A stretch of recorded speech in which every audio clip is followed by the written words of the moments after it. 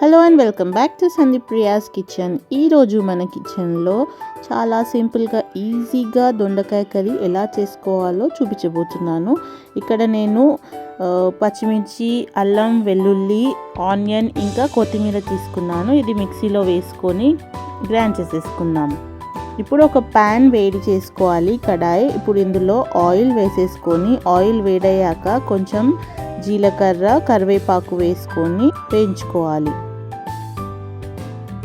ఇప్పుడు మనం ఇందులో గ్రైండ్ చేసి పెట్టుకున్న పేస్ట్ ఉంది కదా, అది వేసేసుకొని ఒకసారి బాగా మిక్స్ చేసేసుకొని ఆయిల్ సపరేట్ అయ్యేంత వరకు ఫ్రై చేసేసుకోవాలి.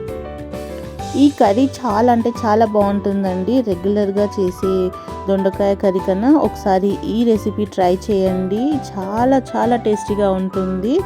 ఇంకా మీరు ఇది చపాతీలోకైనా అన్నంలోకైనా తినొచ్చు. ఇప్పుడు మనం ఇందులో సాల్ట్ అలాగే కొద్దిగంత పసుపు వేసేసుకొని ఒకసారి బాగా కలిపేసుకుందాం.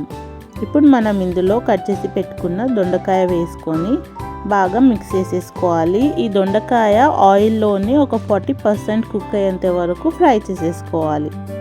ఇక్కడ నేను వాటర్ యాడ్ చేస్తలేను. ఒకవేళ మీకు అడుగంటుకుంటుందంటే ఒక 1 to 2 స్పూన్ వరకు వాటర్ యాడ్ చేసేసుకోండి. ఇప్పుడు మూత పెట్టేసి మధ్య మధ్యలో కలుపుకుంటూ దొండకాయ 40% కుక్ అయ్యేంత వరకు ఫ్రై చేసేసుకుందాం. ఒక 2 minutes తర్వాత ఒకసారి బాగా కలిపేసుకొని మళ్ళీ మూత పెట్టేసుకొని కుక్ చేసేసుకుందాము.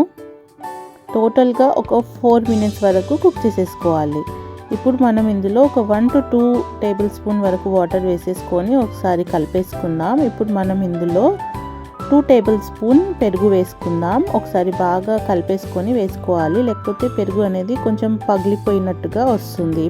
ఇప్పుడు మనం ఇందులో చిల్లీ పౌడర్, కొరియాండర్ పౌడర్ అలాగే కొద్దిగంత గరం మసాలా వేసుకొని బాగా కలిపేసుకోవాలి. పెరుగు వేసుకుంటే ఇందులో కొంచెం గ్రేవీ అనేది యాడ్ అవుతుంది.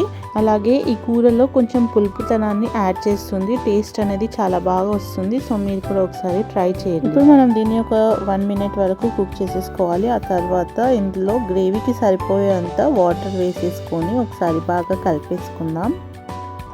మూత పెట్టేసుకొని ఒక 2 to 3 minutes వరకు కుక్ చేసేసుకుందాం. మధ్య మధ్యలో కలుపుకుంటూ కుక్ చేసేసుకోవాలి. చూసారు కదా ఎంత బాగా కుదిరిందో, ఎంత టెంప్టింగ్గా కనిపిస్తుందో. ఇప్పుడు దొండకాయ కర్రీ రెడీ అయిపోయింది. ఫైనల్గా ఇందులో మనము కొత్తిమీర అలాగే కసూరి మేతి వేసేసుకొని ఒకసారి బాగా కలిపేసుకోవాలి. అంతే అండి, చాలా సింపుల్గా చేసుకోవచ్చు. చాలా తక్కువ ఇంగ్రీడియంట్స్తో చేసుకోవచ్చు. మీరు కూడా ట్రై చేసి ఎంజాయ్ చేయండి. Thank you. బాయ్.